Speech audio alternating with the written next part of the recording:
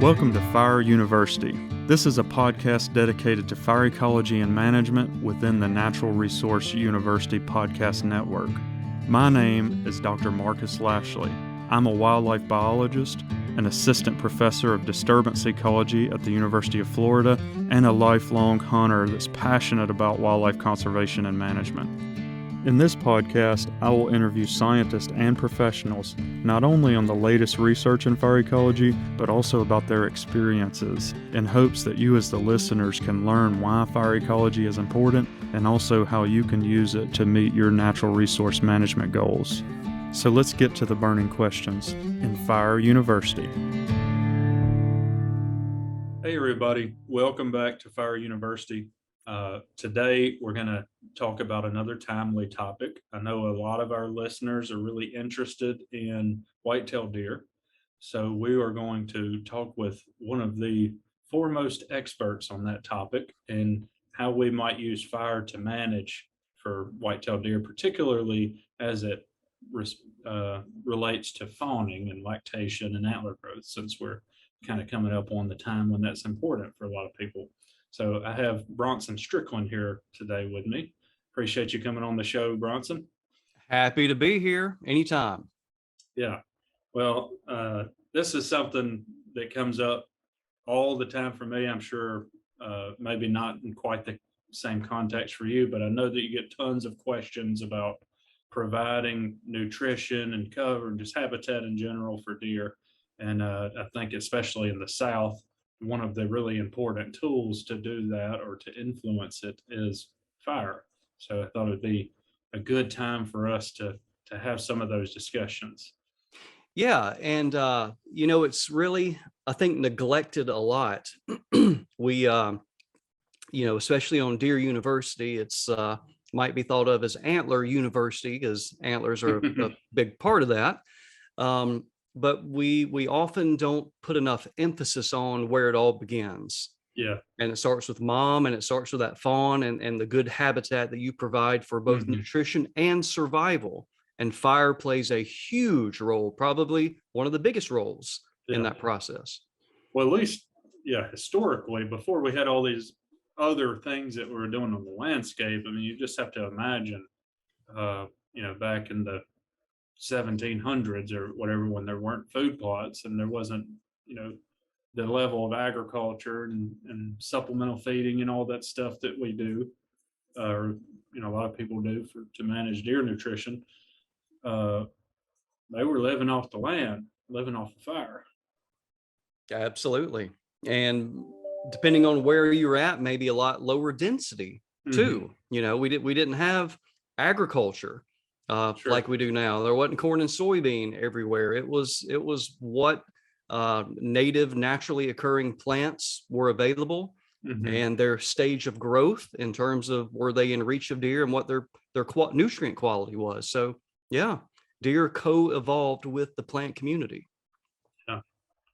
Yeah. Well, I know that we've talked about this quite a bit, and on your show on Deer University, we have even, with me, and I've heard you talk about it, and I certainly have talked about it plenty in other avenues as well. But I get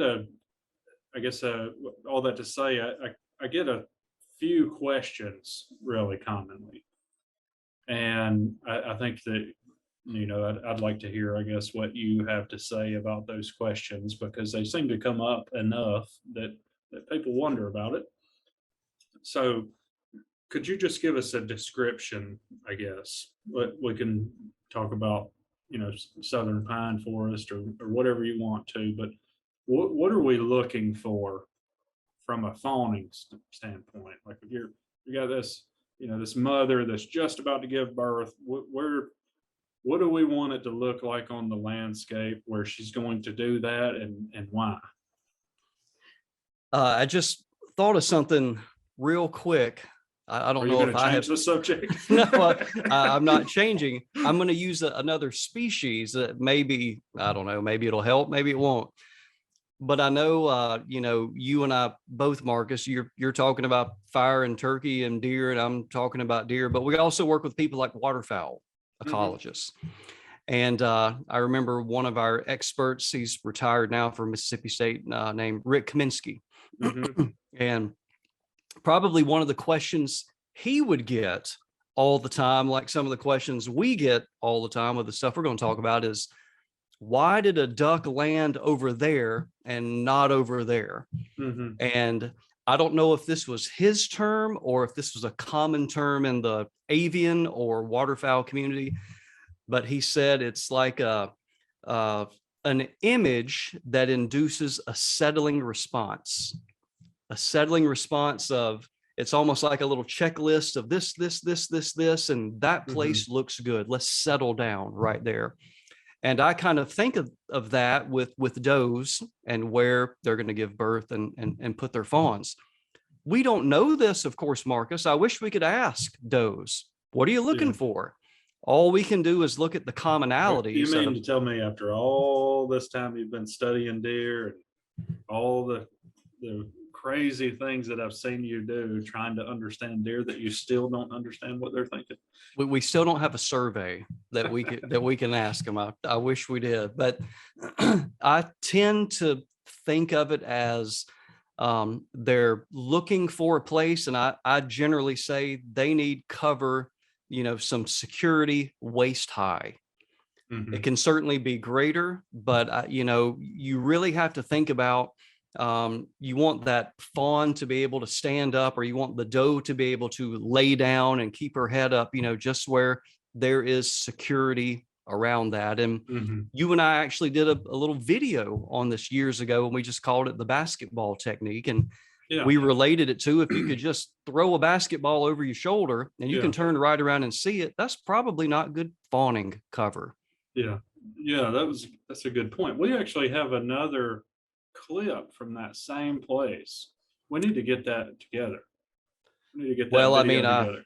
I hate to bring this up in such a public forum, but you've kind of been delinquent on giving us some time to do that. Are you saying that I dropped the ball? I'm saying you dropped the basketball. It's in your inbox, buddy. Well, I can't find it because the fawning cover is so excellent. Yeah. No, that's a good point. We should get that together and try to get that up online so folks can go see that when they listen to this. Yeah, okay. So it sounded like to me when you're talking about the image and the whole way that you explained that, it seemed like to me it was all visual obstruction. Is that what you're talking about? Like, were just trying to hide the fawn from stuff that wants to eat it? Yeah, well, I think, in terms of the birthing site or parturition site, of course, if you're in a deer pen, like in our research facility, they'll just lay down and have it, but, at least you would think in the wild, they're probably going to go somewhere that's going to have some screening cover for them. They're very vulnerable, obviously, during this process. And then after the fawn is born, it's going to be immobile for several weeks. And so, they've invested all of this energy into growing this 1 unit or 2 unit package of 1 or 2 fawns. Yeah, they want to be strategic about where they put it to, have the highest likelihood of survival. And if they have a choice, it is generally not going to be in the wide open. Well, do you think, so I'm just thinking about, okay, we've got this understory that is providing a lot of concealment, and then do you think that we might see just as much bedding or fawning or whatever out in the field that provides that unit, or are we going to see that more in a forest that has a really well developed, I guess, it has a partial canopy and you're getting a lot of sunlight in, and maybe a frequent disturbance fire, and you have that well-developed understory? Are we going to see very similar selection of those two?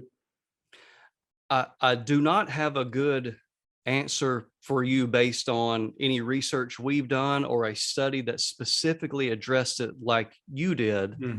Here's my educated guess. It's really going to be an issue of what is available or not. Does a doe have a choice or not?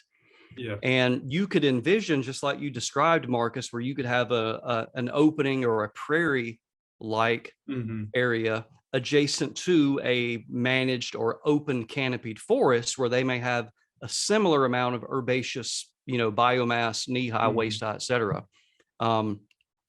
I would envision selection being pretty similar for that. Maybe, but also another issue might be thermoregulatory issues as well.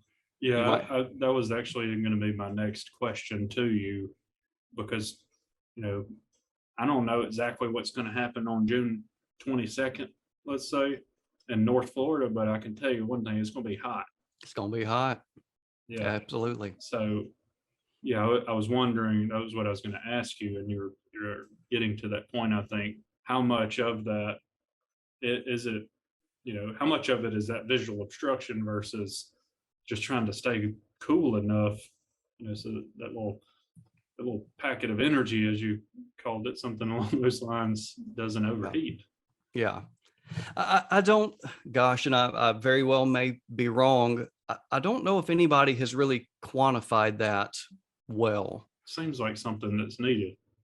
Yeah. We're kind of getting into that thermal landscape stuff with a bunch of species, and it's been remarkably important. Yeah. Like some of the small game bird stuff, like the quail and prairie chicken stuff that has come out recently about that, has shown the thermal landscape is pretty critical. Yeah. So it's really curious. And it may, it probably varies, just like you said, in June in North Florida, you can guarantee it's going to be hot, but you might be in another part of the country and the thermoregulatory issue may be different, because fawning or parturition may be at a different time, and those mornings could be really chilly. Yeah, the Upper Peninsula in Michigan, for instance, it might be real cold. Right. I need to be buffered from that. I guess the structure could be doing either one, as long as it's buffering it from ambient.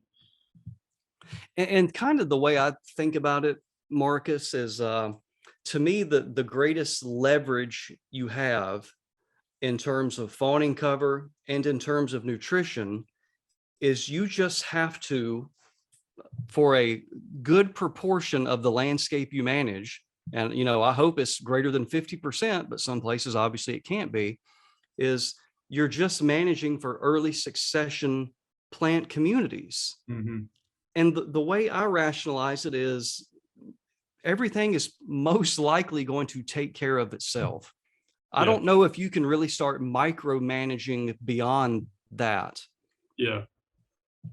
Well, it also, when I think about the bird world, particularly, I think a lot about little turkeys, holes.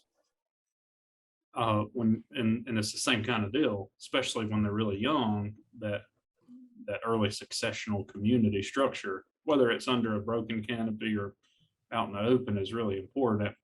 And that was kind of one of the reasons I thought about the thermal stuff, because that's been important. And I guess just to ask you directly, so if we had a field, let's say a switchgrass, I think that's pretty commonly planted in some places, for cover, that may not necessarily provide what you're talking about, even though it's an early successional plant community, because it's all grass and the structure of that, it would screen, it'd be screening cover really well. It hides the fawn, but it may not be the most thermal environment, and certainly not the most nutritious environment either. Do you think that's a good way to look at it? Yeah, I think it's very reasonable. I absolutely do. And yes, it's what makes a lot of the studies we do, Marcus, so difficult, is that you always have to say, vegetation type for bedding or for movement or whatever. It always has to be put in the perspective of what is available, and does the deer have a choice or not? Yeah. You and I have talked hundreds of conversations probably on, the deer like this plant more, this plant more. Well, dang, it depends on what choice did it have. We joke about it with food plot stuff. Deer are going to eat ryegrass in Mississippi if all they got to eat is ryegrass in Mississippi, but they don't want to necessarily eat it. I think it's kind of the same thing. So if you were an artist and you had the switchgrass field, just like you're saying, but then you had a diverse community with grasses and forbs and the doe had a choice, I would wager she's going to choose the diverse area that's going to have similar structure, but now there's also food available to her. Yeah. And there has been research on that, and the thermal buffer is much greater in the higher diversity thing with the forbs in particular. Forbs and some of the young shrubs that might invade. There's a lot more thermal heterogeneity that they can utilize in that. So that's really interesting. Along those same lines, so we're talking, you're talking about the structure, I guess, of the vegetation and composition to some degree, but what about the timing of fawning itself? What is governing when the fawns are being born? Like, is it shifting much in a given location? I know that it shifts a lot across so just trying to give you some fodder to think about. Kind of why I'm asking you. Well, I typically get the question from the other end of the continuum. The question I get most often, and the answer is the same, but it usually starts with, why is the rut so variable, for example, in the South? Why is it pretty consistent, November, mid-November, late, whatever, Midwest and up north, and gosh, it's all over the place in the South. And it has nothing to do, there's no advantage for when the breeding event happens. The breeding event is time for when the fawn hits the ground to maximize its survival. And it's okay. So you're saying that they may breed in November here and October there and February over here, and that is more related to what's happening when the fawn is born than actually what's occurring during breeding. When that buck is in hard antler, sheds that velvet, he's got months and months where he is a viable breeder. He'll breed every opportunity he can that is availed to him. But what governs it is the timing of estrus. And why the timing of estrus is because of when it is optimal to have that fawn. You might say, well, how would a doe know the timing? Well, we know that conception is a heritable trait. So they pass that down. Doe mothers will pass it down to their female offspring. And so when you have successful breeding event after successful breeding event and offspring live, they inherit the timing for when they were conceived and then subsequently born. That's the evolutionary feedback process to shape up or frame up when that time is. So the next question may be, why is there so much variation, especially, Mason-Dixon line South? That's because we don't, in the South, I'm saying we don't have the environmental bottlenecks as much as there is up north. We have a longer growing season. We don't have as harsh of a winter. So you're in Michigan, Canada, wherever, it gets really cold, really, really cold. Growing season is a lot shorter. You really have only, a small amount of time when you need to drop that fawn. You can't drop it a month early. It's too cold.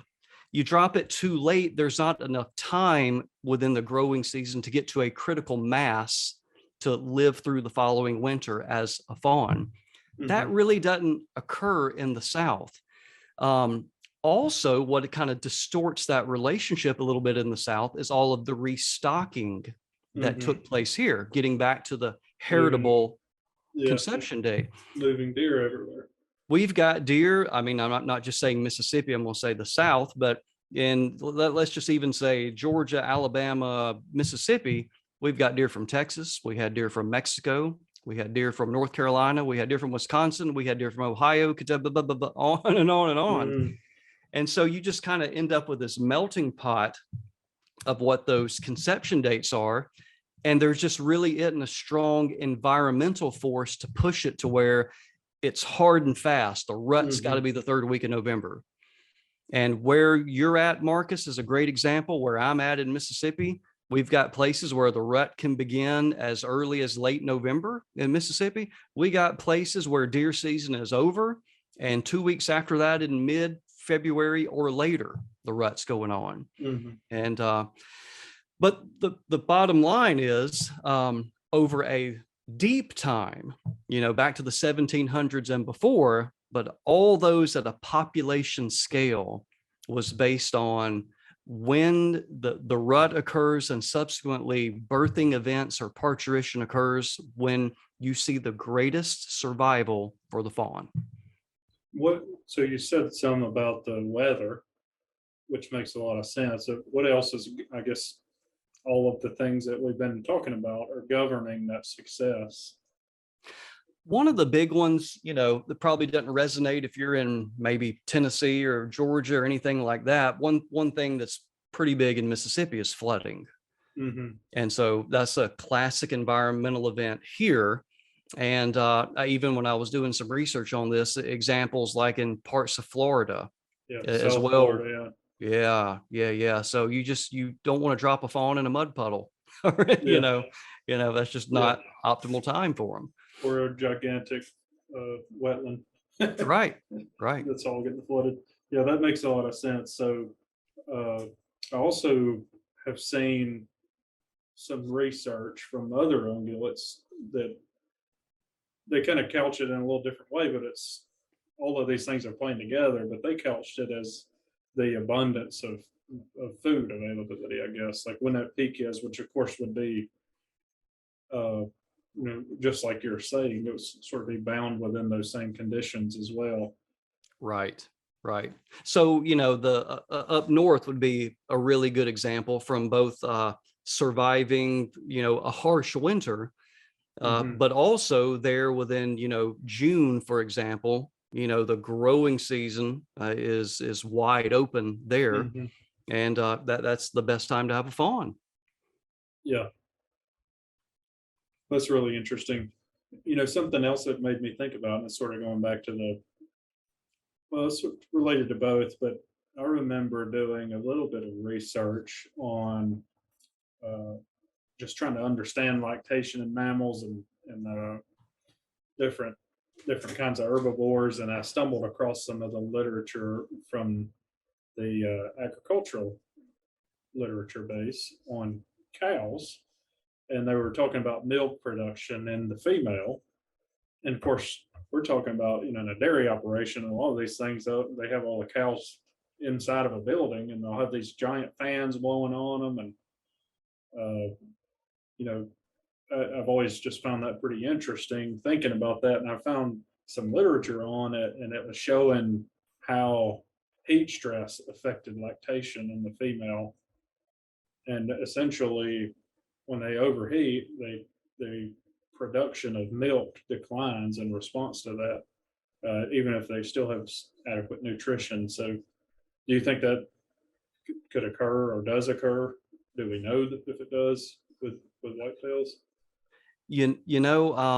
I remember there being some research done on deer years ago. It wasn't done anywhere at the level of sophistication that can be done with livestock. And it's interesting you said that, because about a month ago, I saw another livestock dairy type paper, and they were going into that very example. And, for a cattle producer manager, what are the signs of heat stress for your milk cows, et cetera.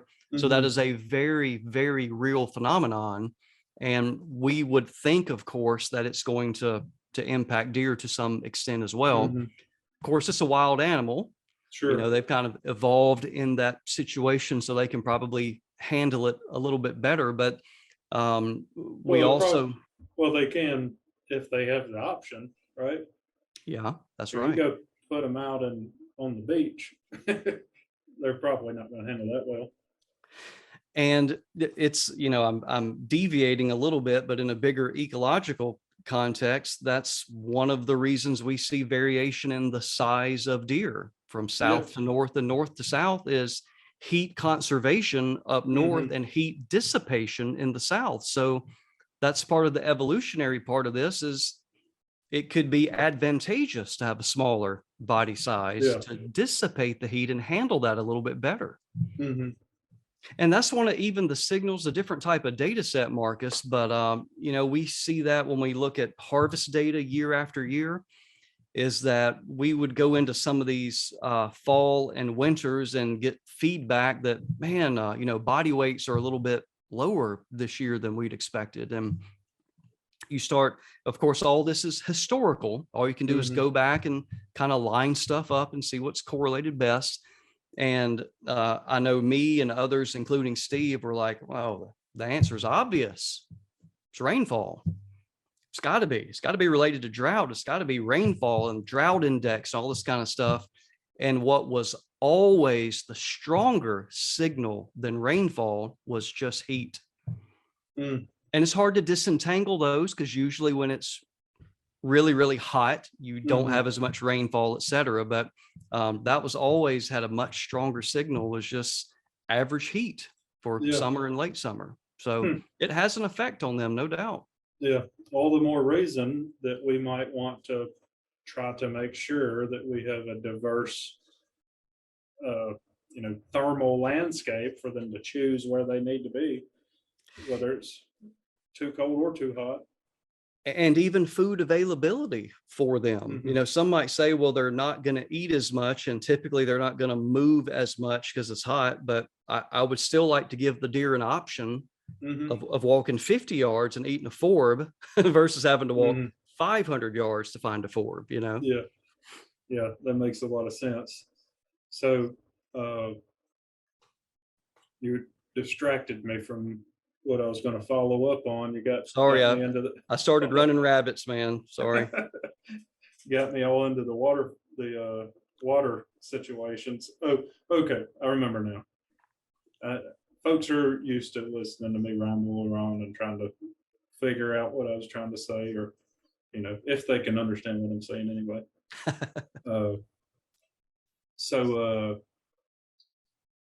That was really interesting to think about relative to my next question. So when we're providing nutrition, obviously that's really important that mother can meet the nutritional demands for the fawn right then. But you've done a lot of work on some of these other parts of that story that I don't know if folks listening to this may not have heard you talk about, or I honestly don't fully understand it myself. So I'm assuming that there may be some confusion still around this idea of epigenetics and how, the nutrition over potentially generations is affecting things. So do you mind filling us in on, Sure, what we need to know about that? And I promise, folks, we're going to get to how this relates to fire, but I think it's important to think through these things before we start thinking about how to apply fire. Well, I can pretty much guarantee you I will not get over your head or a listener's head on this, because the biochemistry is way beyond me, and I don't understand it functionally what's going on either. But I kind of understand the cause and effect type deal. And essentially, I like to think about the reason. Mother Nature / evolution, whatever way you want to say it, provides a lot of flexibility for individuals or for a species to adapt both short-term and long-term to their environment. So a way I've expressed it in the past has been, you and me and every other living organism, we have a blueprint in our body and our cells, and it's called our DNA, our genome. And what we're learning is that blueprint can be a lot more expansive than what you might be demonstrating with the way you look right now. And some of the ways I've said it is, I got a job and I'm finally making a little bit of money, and I'm going to build a house. Me and my wife, significant, we're going to build a house. And we think about it and say, hey, let's go ahead and dream big that our salaries are going to increase over time. We can only afford a little bit right now. So we get this blueprint made for a really big house. But right now, when it's time to break ground and build, we may be only able to afford to build half of it. Mm-hmm. We still have that blueprint in our hand for the grandiose house. And later in life, we might be able to add on to it and finish it.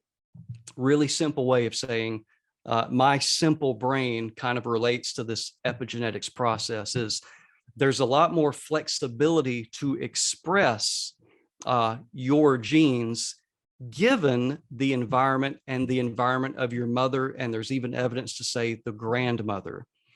So essentially, it's a feedback mechanism that goes on to, in this case, the fawn in utero. We think kind of from conception until maybe just before parturition, who knows? But basically, it's stress. If the female is experiencing some type of stress, in this case, nutritional stress, it's like little signals that are being sent to that developing fetus and the genes, et cetera, saying, it's a really tough environment. You really don't want to grow to, say, 200 pounds in this environment because you're not going to be able to support yourself. It's going to be a lot better to be about 130 pounds in this environment. Yeah. So maybe I'm thinking about wrong, but I've kind of have thought about this, and it reminded me that it's sort of like a switch. Like your blueprint, they have the option to get big. That's within the blueprint, but Yes. they're kind of switching. You know, if things were hunky dory, they might switch that on and be really big. But if things aren't so good, it's probably not a good idea to be that big. When things are bad, switch it off. And Yeah. then they don't grow that big, or don't grow as big antlers or whatever trait you want to pick. Getting back to my really simple example, yeah, let's jump in and let's go ahead and build the whole house that we have the blueprint for. And 2 years later, we don't have enough money, and You don't have a house. we no longer have a house. Yeah. Kind of the house of the body of the deer is very similar. Yeah. I mean, Mother Nature is just so cool, and it's just fascinating, and we'll never fully understand it. But there's just all this flexibility for an organism to adapt over space and time. You know, their job, their currency is passing on their genes, having offspring and grand offspring, et cetera, et cetera. And so they figure out ways to maximize that. And one way of doing it is optimizing your body size to match your environment. And then, Marcus, if the environment changes, you still have built in a mechanism to grow to the new environment you're put in. And so what we think is going on, very consistent, is that when you start doing the practices that you talk about every day with habitat management and improving the amount of food that's available, over time, generation after generation, the deer are responding to it. They can grow bigger. They can grow bigger antlers, et cetera. Yeah. So that's a pretty interesting thing. You could, there's a couple ways to look at it. One, that's the reason that it's important for you to have a long-term plan. You're not just going to go out and do things once and solve everything. Like, it's a plan that unfolds over time. And so if you, let's say you bought a new property, for instance, and the land management on that property and surrounding areas has been poor, well, your initial population of deer, even if you really improve things in a short amount of time, it may still take a couple of generations of deer to respond to it because they're limited by what their grandma did, sounds like. Absolutely. So, but by the time, if you start that, by the time you're raising the offspring of grandma, they could actually then respond to that and even be, you might see a big jump in body size or whatever characteristics you're interested in. But is that right? Yeah. And what is amazing, and I in no way, shape, or form, I'm not, we didn't figure this out. This was done a long time ago. And it was actually, the paper was in the Wildlife Society Bulletin. and it was called Pre-World War II Antler Research, and it was written by the late, great, and passed here about a year ago, Valerius Geist. And he uncovered this research in Europe, and the researcher's name was Franz Vogt, if I remember correctly. And he did this with red deer and roe deer. And it wasn't just one time you saw this. He did this for 5 successive generations. Mm-hmm. They kept getting bigger and bigger, and antlers were getting larger and larger. And it was just amazing that there was this much capacity built within the genome of this little roe deer, this little red deer at the time, of what they could grow into if they had the food to support the big body, you know. And we were just able to demonstrate how this works in a Mississippi context. And there was a similar paper right before us from South Dakota State University, showed the same thing with whitetails there. So I think there's enough examples of this occurring to where we feel really solid about it. And let me kind of well, I'm not bragging. It was just a special moment. I got to meet Valerius Geist. It was about 4 years ago at a meeting, and it just brought me such joy to go up and have a conversation with him. And I got to tell him about our experiment and relating it back to his paper that he wrote. And he got so excited about it and got into it and talked about it. So that was a highlight. That's really cool. Yeah. Yeah. So, so I guess a couple of things to tie that up. Don't necessarily expect things to all happen immediately, and don't necessarily think that whatever you're observing right now is all that can be done. Yeah. And change may happen incrementally and over generations because of just these different genetics, but they probably have them in their blueprint if you start providing really high quality habitat for meeting all these different demands. And it's probably safe to say that it's not even completely driven by nutrition even, right? It could be other things in the environment, like you were saying, the conservation of heat.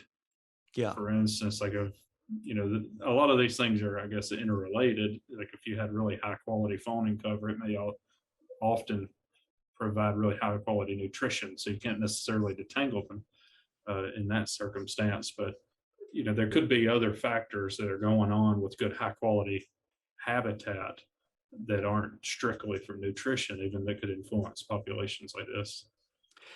Yeah. And I think the literature shows this really important, and I think this has been demonstrated most with mice and things like that, is when you and I, most often when we talk about stress, we're talking about nutritional stress. And that was kind of the example I was given.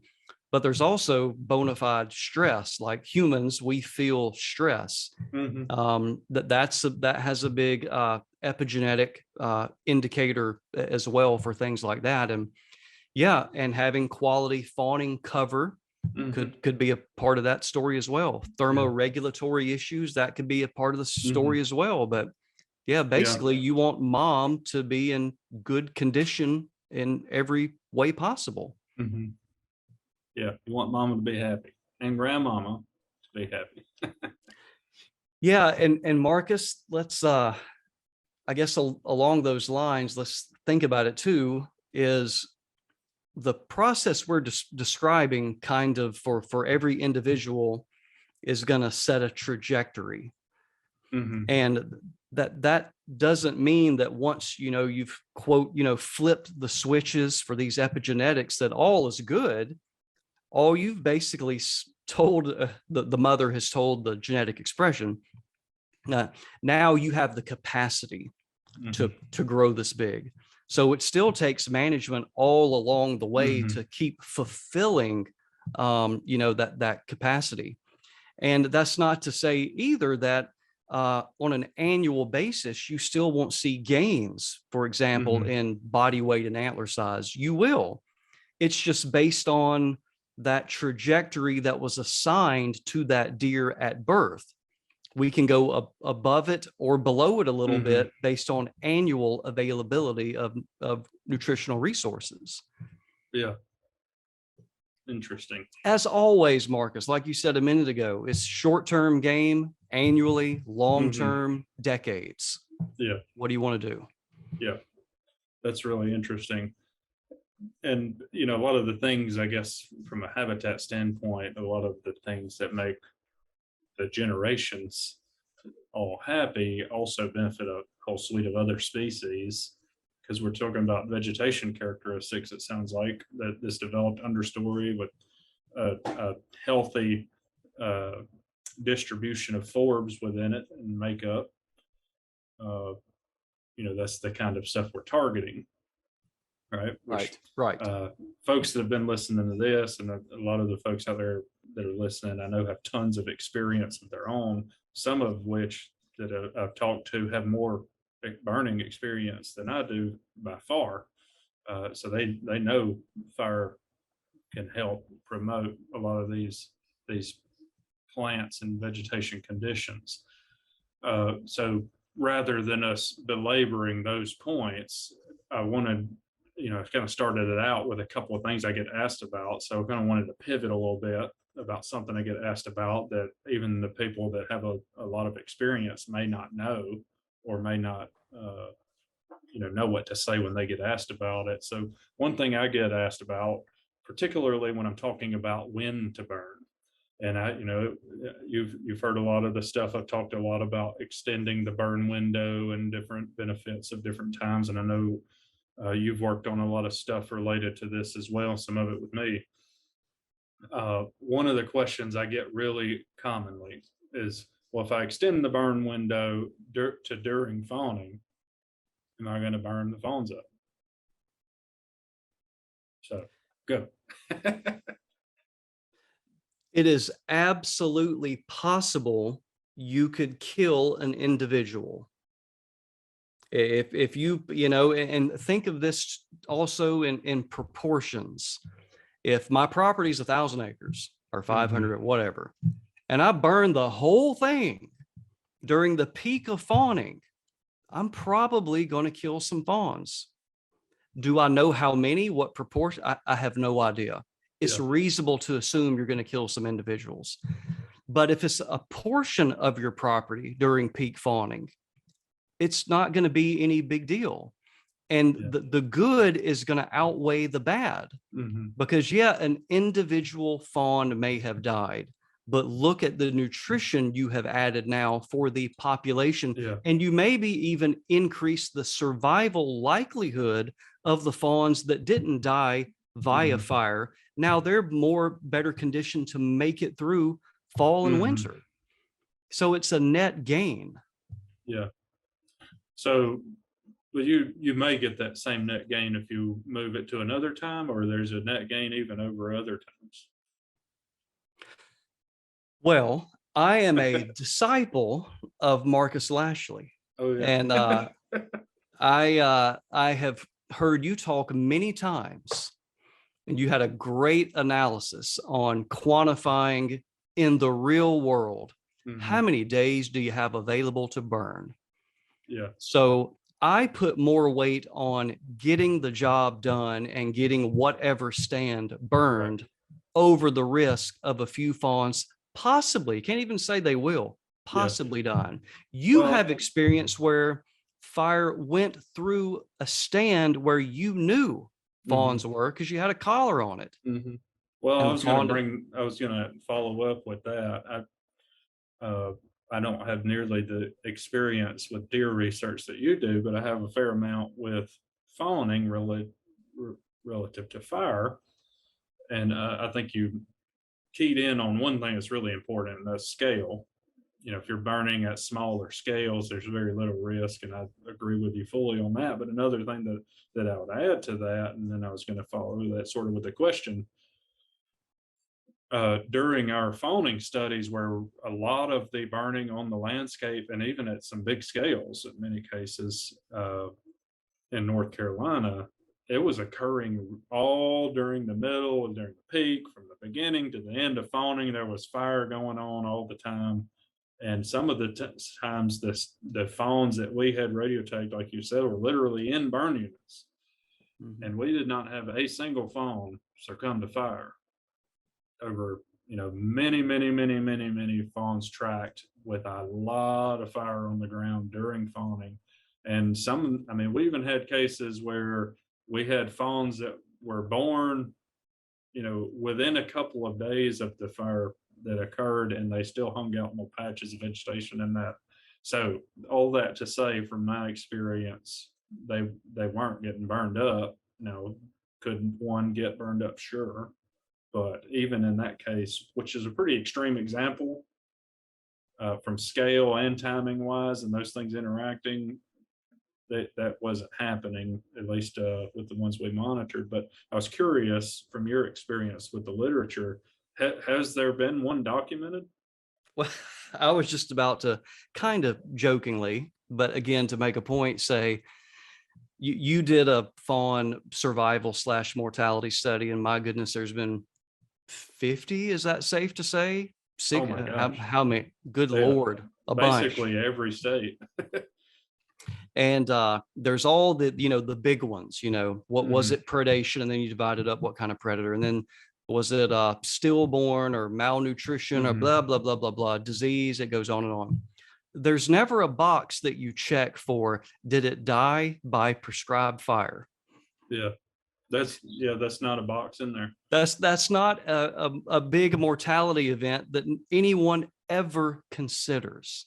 Well, it's trivial. You made me think of another thing, which is related to the conversation you had earlier when you were talking about the fawns across the gradient and how different it is up in the northern part of the range versus the south. And we had that big meta-analysis that you led with Eric Mitchell, and it was over 1,000 fawns, I believe, in that meta-analysis. Basically a study of studies, an analysis of all these different studies. Yep. Across a whole lot of flammable landscape. I know a few of those sites getting set on fire all the time, and a lot of 3 of the sites in particular, a lot during fawning for sure. And there wasn't one in that data set either. Yeah, exactly. So, there are studies where fawns were monitored when the landscape was being burned and didn't document it. And again, we don't want a gotcha moment with somebody. We're not saying that it can't happen. We're just saying that if you have it's not a management concern, you need to send it to Bronson. Your email is going to get blown up. No, I'm with you. Sure, they are vulnerable to it, and it could happen. And if you have the opportunity to adjust the timing a little bit to make sure that never happens, then that may be fine. But another thing that was really interesting, and I know we have a paper together with Rainer Nichols that we showed some similar things, but the timing of fire is pretty important for the nutrient pulse that you get from fire. And particularly from Rainer's study and the study in North Carolina that I did during my postdoc, the thing that was telling is if you're burning in February, March, April, those months when fawns are being born in June and lactation, July, that time frame, the pulse that you would get from the fire with those early fires is already lost. Yeah. You still have a lot of good vegetation and a lot of green stuff that's in breach, and a lot of plants might colonize the forbs that are really good. But in terms of the resprouting vegetation that's responding and the high quality pulse and the expansion of the available nutrition to plants they may not typically eat, that is ephemeral. Right? Yeah, exactly. And I'm not sure if you're aware of it, but the study that we just got published after Rainer's, from that study up there, we did something else that I found very interesting, and I thought you might. We actually looked at where the fawn was born in that population, because it was a population that has no subsidization at all. They don't have any food plots or anything else. They're living off of the land and fire, and it's a super poor site.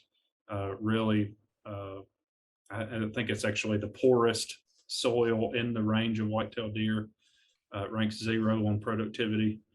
So pretty poor site. They're living off of fire, and the timing, the importance of that timing is magnified in that landscape because of that. And when we looked at fawns, we had a high proportion of fawns starve. Mother just couldn't feed them for whatever reason.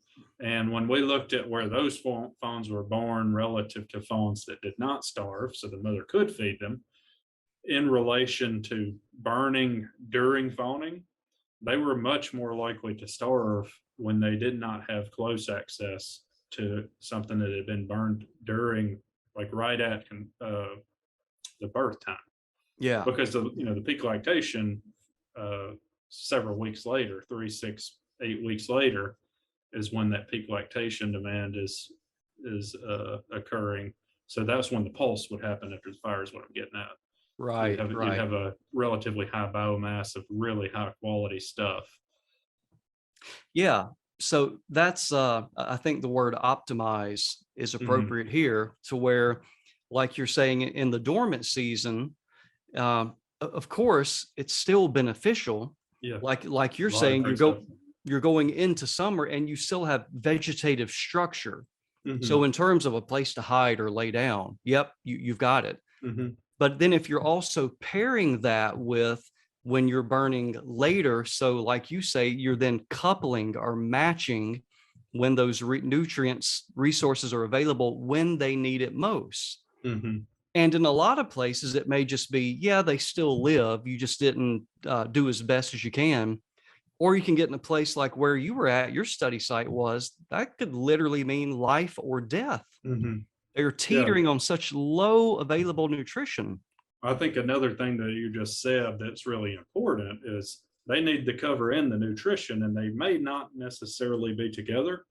Yeah. So having them close together, so you may have a patch that you burned during, that you burned last year, and a patch that you burned in the dormant season, and then adjacent to that, you have a patch that's going to be a really high quality forage patch because you burn it, in June or whatever.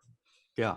And then you have those things where she has the choice of where to put her phone so that it's safe, and then close access to some really high quality nutrition. And as we've talked about quite a bit, some of the highest quality plants, forbs are, of course, really high quality generally all the time, some of them. But in terms of the woody resprouting tissue, when it's really high quality is when it's been top killed by fire and is resprouting to that. So really interesting.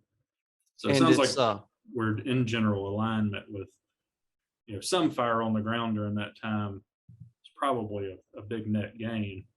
Absolutely. Probably don't want to light the whole world on fire at that time, but yeah, having a little bit is probably beneficial, even if you happen to cross the rare mortality as a result. And I think if you're going to stick with optimizing, the adjacency is always a consideration as well. Just an absurd example here is you could have, we burned this later in the year and it's providing great nutrition, but maybe not as much cover. We burned during the dormant season over here, it's providing great cover. Well, we don't want those a mile apart. Right. We want those adjacent to each other. Yeah. Well, we talk about that with it's all the species that we're managing for. It's really important that they can access all of their habitat components for all their life stages at the same time at the right time. Right. And this always comes up as really important, and certainly important for deer during that critical time period.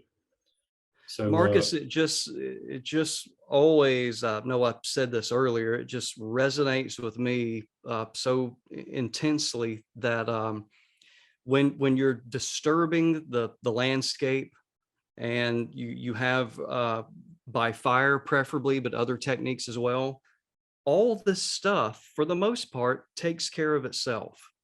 You're addressing cover for predation, you're addressing nutrition, I mean, all of that takes care of itself if you just implement these tools with regularity.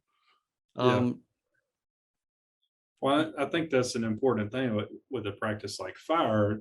You're monitoring. Obviously, you could end up in a situation. Maybe you've got some invasive plants or something that you have to deal with. But if you're managing well with that practice, because it's all encapsulating and promoting the kinds of plant communities, composition and structurally, that are providing a lot of these key things, it kind of takes care of all of the issues at once, as opposed to some of the other practices that we might do that with surgical precision address one, sometimes well and sometimes not so well, but it's addressing one thing, wherever something like prescribed fire could address many of the checks in the check boxes at the same time. I'll tell you another one. This is not fire, it's indirectly related to fire. It always is. Think with you, yes. One technique that I think often gets neglected when you think about all of the positive impacts of thinning your forest and prescribed fire and then food plots, et cetera. And a lot of people lose sight of deer density.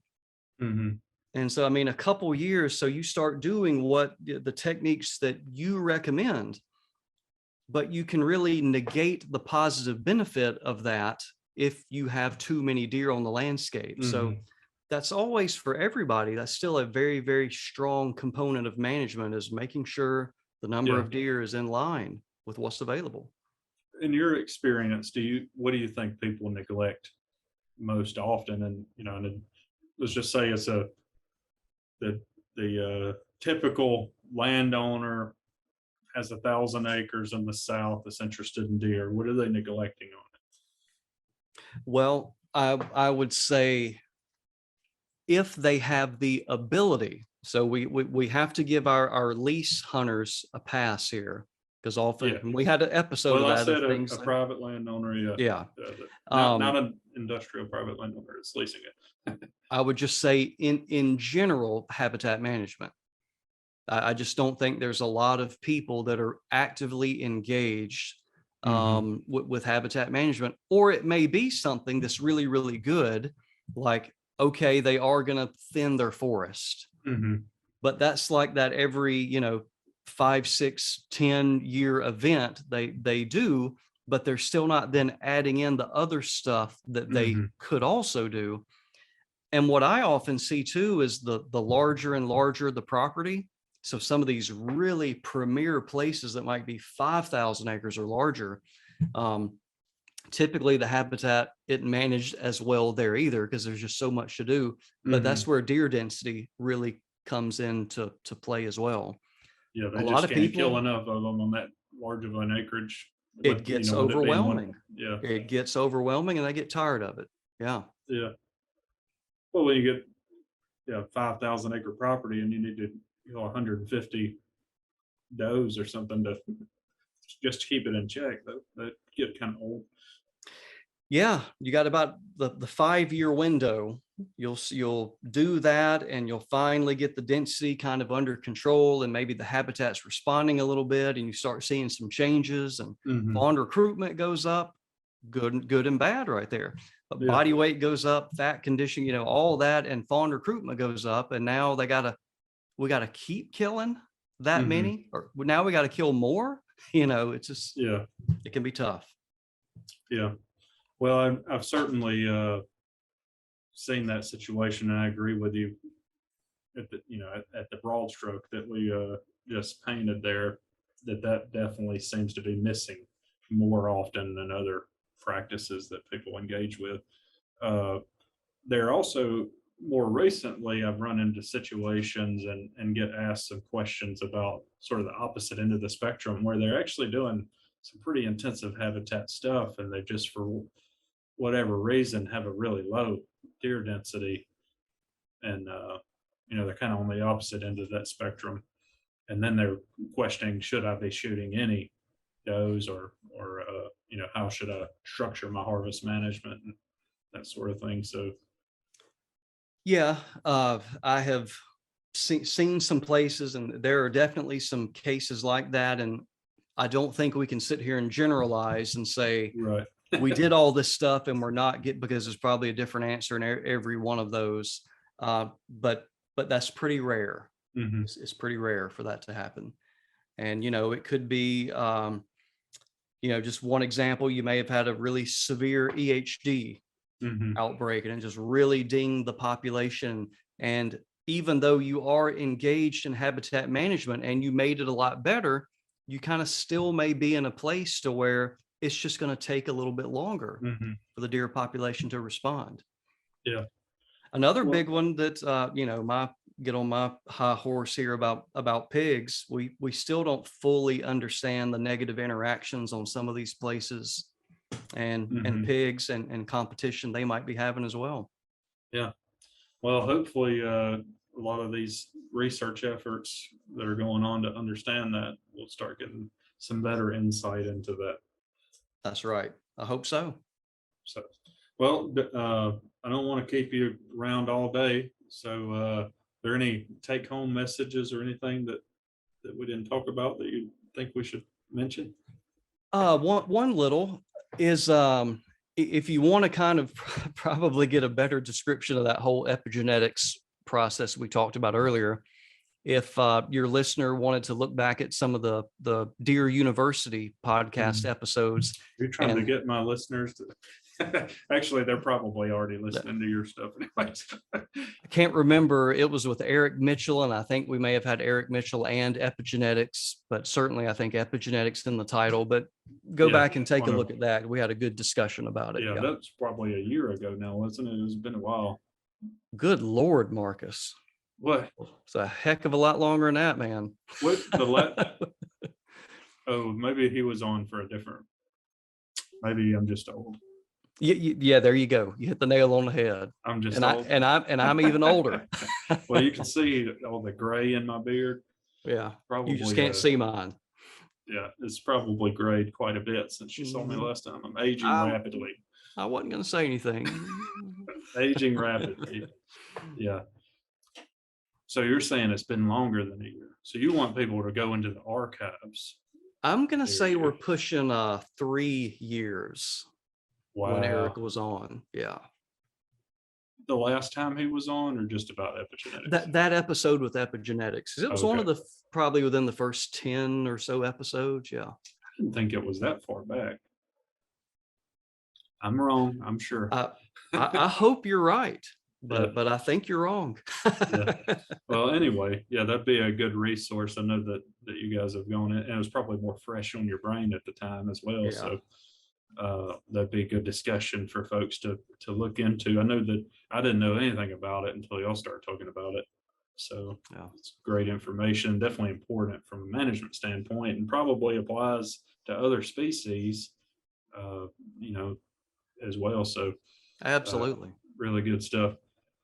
Well, one thing I did want to mention before we go, if you all out there are following us on social media or anything, you may have seen that we posted a link to a survey, and we really would appreciate it if you haven't already, take a minute, go on UF Deer Lab or at Dr. Disturbance on Instagram or Facebook or Twitter, and fill out that survey. It takes less than a minute, but Bronson and I both really appreciate that kind of feedback. So if you've been listening to NRU or any of our podcasts, it allows us basically to quantify how, what people enjoy about the podcast, how much impact it's having, so that we can give it to our administrators and essentially prove to them that this is a worthwhile endeavor. So if you could be so kind to give us a minute of your time and provide us that feedback, I'd really appreciate it, since I'm having to put that in here not too long from now.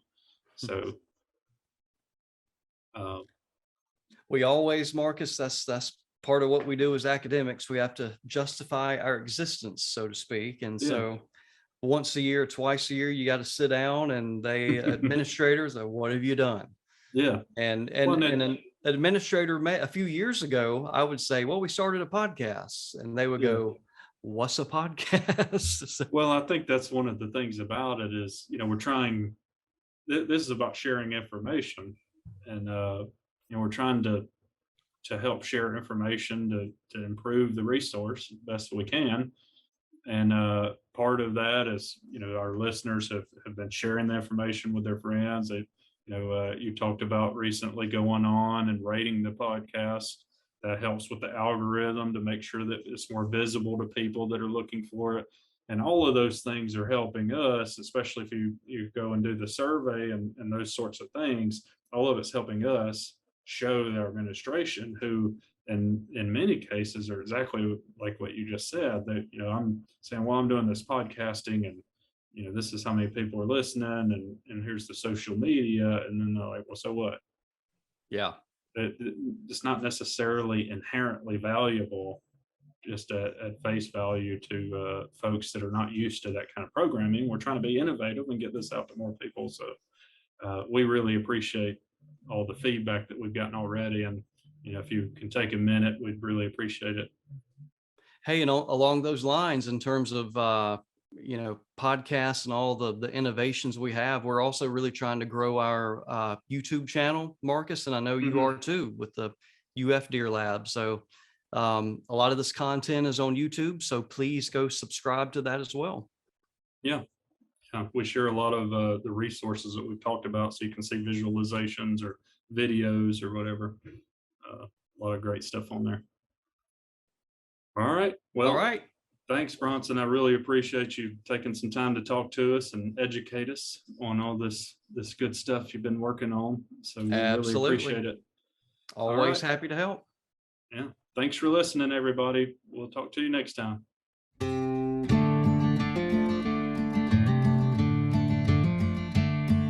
Fire University is part of the Natural Resource University podcast network, funded by the Renewable Resources Extension Act. If you like what you heard today in this episode, please follow us on all the social media platforms at UF Deer Lab.